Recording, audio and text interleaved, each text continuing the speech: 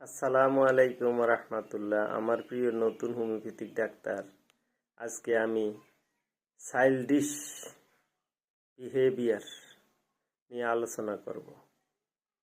শিশু সুলভ আচরণ। সাধারণত বাচ্চারা তাদেরকে নিয়ে ব্যস্ত থাকে, তাদের নিজের চিন্তা করে। খেতে বসলে সে নিজেই খায়, অন্য কাউকে খাবার তুলে দেওয়া, পাশে কে তার পার্শ্ববর্তী যে আছে সে খাচ্ছে কিনা এগুলো খেয়াল করে না। সে ঘন্টার পর ঘন্টা কার্টুন দেখতেছে টিভিতে।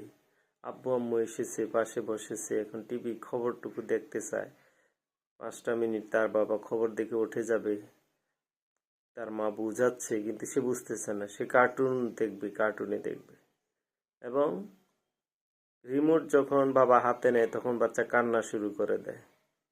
তারপরে কান্না দেখে বাবা যদি রিমোটটা দিয়ে দেয় কিন্তু সে আর থামে না, ফেলে দেয়, আছর মারে।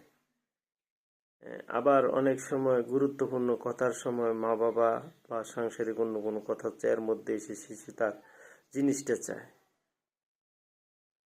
সে এগুলো বুঝতে চায় না, তার পারিপার্শ্বিকতা অবস্থা, আত্মকেন্দ্রিকতা থেকে মুক্ত হতে পারে না। এরকম বয়স দেখেছি 20 বছর, 22 বছর, 24 বছর আর উপরের বয়সেও যদি এটা থেকে থাকে তাহলে এটা তার একটা রোগ। তার মধ্যে চিন্তা চেতনা পরিবর্তন আসে নাই, সে বড় হয় নাই। শারীরিকভাবে বয়সে বড় হলো, মানসিকভাবে বড় হয় নাই। এই মানসিকভাবে বড় করার জন্য আমরা হোমিওপ্যাথিতে চিকিৎসা দিয়ে থাকি। চলো এ নিয়ে আরো একটু আলোচনা করি। রেপার্টরিতে রুব্রিকটা হলো মাইন্ড চাইল্ডিশ বিহেভিয়ার, মানে শিশু সুলভ আচরণ, ফুলিশ বোকার মতো আচরণ। মানে 20, 22, 24 বা তার চেয়েও বেশি বছর বয়স হলেও এটা রোগীর আচরণে বাচ্চাদের মতো। সে নিজের আবেগকে নিয়ন্ত্রণ করতে পারে না, দায়িত্ব নিতে পারে না, সিদ্ধান্তও নিতে পারে না। এই বয়স এই মানুষ মন খারাপ করে বসে থাকে, যখন তখন ছোটখাটো বিষয় নিয়েও মন খারাপ করে বসে থাকা, রাগ করা, অভিমান করা, শুধু নিজের কথা ভাবে আর অন্যের কথা ভাবতে পারে না। এই রোগীদের জন্য হোমিওপ্যাথিতে দারুণ সব ওষুধ রয়েছে। তার থেকে টেস্ট টেকিং করে রেপার্টরাইজেশনের মাধ্যমে একটি ওষুধ সূক্ষ্ম মাত্রায়, ন্যূনতম মাত্রায় দিতে পারলে ক্রমান্বয়ে তার মন মানসিকতার পরিবর্তন আসে। পরিবেশ বুঝে কথা বলতে শিখে, পরিস্থিতি তার বিবেচনায় আসে, পরিবেশেও তার কথার চেঞ্জ আসে। এরপরে আমরা পরিপূর্ণ সাধারণ মানুষের বৈশিষ্ট্য অর্জন করতে পারে। চলো আমরা ক্যান্ট রেপার্টরি থেকে দেখাই।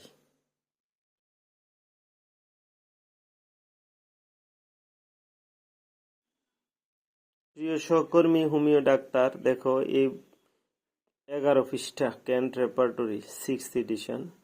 অধ্যায় হলো অধ্যায় মাইন্ড, তার রুব্রিক হলো এই যে চাইল্ডিশ বিহেভিয়ার। ফার্স্ট গ্রেডের ওষুধ হলো ব্যারাইটা কার্ভ, সিকুটা ভিরুসা, মাত্র 2টা ওষুধ। সেকেন্ড গ্রেডে দেখো এপিসমেল, আর্জেন্টাম নাইট্রিকাম, ব্যারাইটা মিউর, কার্বোসাল, এই যে ক্রোকাস, ইগনিশিয়া, স্ট্রেমোনিয়াম, নাক্স মস্কেটা। আর থার্ড গ্রেডের ওষুধ এই যে অ্যাকোনাইট, এলুমিনা, অ্যানাকার্ডিয়াম, বিউফোরানা, ক্যালাডিয়াম, কার্বোএনি মেলিস, যে কার্বো ভেজিটেবিলিস, ক্লোরাম ক্রোটেলাস, পালসিটিলা, রাস্টক্স, সেনেগা। এই ওষুধগুলো থেকে টোটাল হিস্ট্রি নিয়ে ধারাবাহিকভাবে একটার পর একটা ওষুধ সূক্ষ্ম মাত্রা, ন্যূনতম মাত্রায় দিলে তার মন মস্তিষ্ক উন্নত হয়, বিবেক জাগ্রত হয়, আস্তে আস্তে ক্রমে ক্রমে ব্রেন ডেভেলপ করে, মানসিক পারিপার্শ্বিকতা বুঝতে শিখে, বড় ছোট বুঝতে শিখে, সময় উপযোগী কথা বলতে পারে, দায়িত্ব নিতে পারে, চিন্তা চেতনা পরিবর্তন, মনোজগতে আস্তে আস্তে মানুষ পুরোপুরি স্বাভাবিক হয়ে যায়, আমাদের মতো সবকিছু বুঝতে এবং দায়িত্ব নিতে, কাজ করতে শিখে। এইভাবে তোমরা চিকিৎসা করবে। সবাইকে ধন্যবাদ। এই চাইল্ডিশ বিহেভিয়ার রোগীদের চিকিৎসার ক্ষেত্রে অনেকটা ধৈর্য লাগবে। চিকিৎসায় অনেক সময় বাচ্চারা নিয়ে আসবে, আমার চেম্বারের ক্ষতি করতে পারে, হঠাৎ করে কারোর সাথে মারামারি করতে পারে অন্য বাচ্চার সাথে, এগুলো খেয়াল রাখতে হবে। বেশি ধমক সমক দেওয়া যাবে না। আবার একবার ওষুধ 1 মাসের জন্য দিয়ে দিতে হবে, তাহলে লম্বা সময় ধরে ওষুধ কাজ করবে।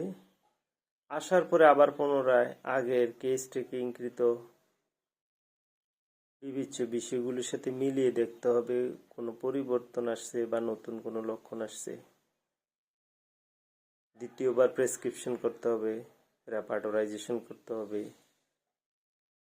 আবার ন্যূনতম মাত্রায় একটি ওষুধ দিতে হবে। একসাথে একের অধিক ওষুধ দেওয়া যাবে না, ওষুধ দিতে হবে শক্তিকৃত ন্যূনতম মাত্রা। এইভাবে এই চিকিৎসা সময় লেগে যায়, কিন্তু পরিবর্তন বোঝা যাবে। অভিভাবক পরিবর্তন বুঝতে পারবে, বাচ্চার আচরণগত পরিবর্তন আসবে।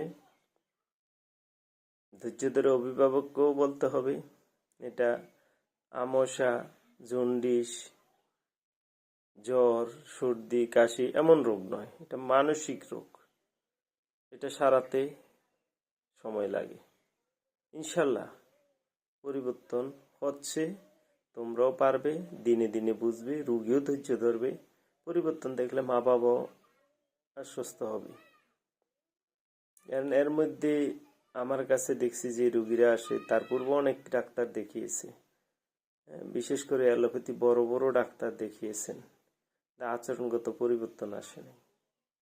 তা আমাদের হোমিওপ্যাথিক ওষুধগুলো শারীরিক মানসিক উভয় ক্ষেত্রে কার্যকর, সেই জন্য আমরা এই ওষুধ দিয়ে সফলতা পেয়েছি। তোমরাও সফল হবে। ধন্যবাদ সবাইকে।